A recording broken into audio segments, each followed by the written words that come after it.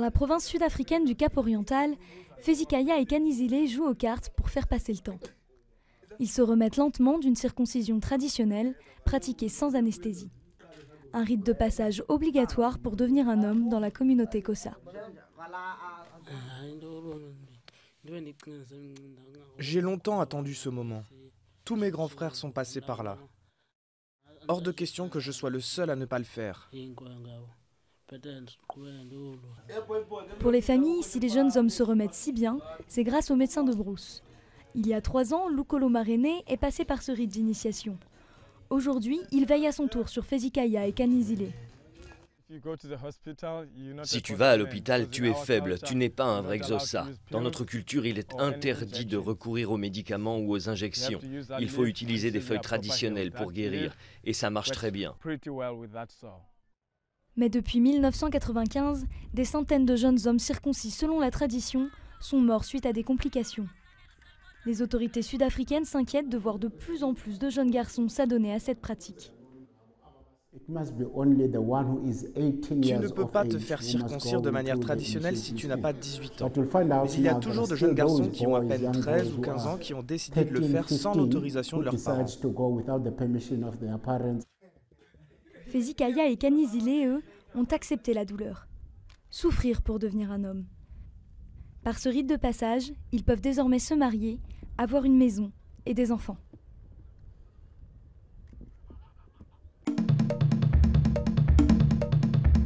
Pendant toutes ces dernières 12-15 années, il fallait redonner l'espoir au peuple, il fallait remobiliser les troupes, comme on dit, et c'est quelque chose qui n'a pas été facile. Mais il fallait aussi donner du temps à ce que le peuple comprenne mieux les raisons du combat de l'UNITA. Ce que le peuple angolais espérait, c'est que d'abord avec la paix, et ensuite avec le boom du pétrole, ce qui a permis à l'Angola d'avoir des très grandes sommes d'argent, tout le monde conclut que malheureusement notre gouvernement n'a pas eu une vision qui serait la plus appropriée pour pouvoir assurer qu'après le pétrole, l'Angola devait avoir une autre voie. Donc voilà pourquoi, en tant que jeune, en tant qu'Angolais, je me suis dit non, il faut que je m'engage politiquement pour que je puisse aussi donner ma modeste contribution pour que le pays change. Ici, à Bujumbura, personne ne croit à la mort du journaliste burundais Jean Bigirimana et espère le revoir. 1 an après sa disparition, toujours sans nouvelles, ses collègues du groupe de presse Iwaku se sont réunis vendredi à la rédaction en sa mémoire. C'était un vendredi comme celui-ci, le 22 juillet 2016, dans l'après-midi. Chers collègues, la disparition de notre collègue nous a profondément affectés et nous affecte encore. Je salue votre courage, car malgré la tristesse, vous avez continué à informer le public.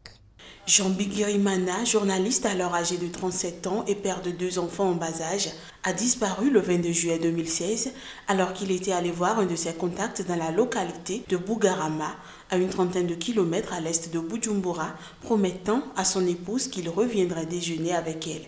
Des témoins ont assuré l'avoir vu se faire arrêter par les agents du très redouté Service national de renseignement, SNR, qui dépend directement du président burundais, qui l'ont alors embarqué à bord d'une camionnette aux vitres teintées. Plus personne n'a eu de ces nouvelles depuis. Nous avons déposé une plainte contre X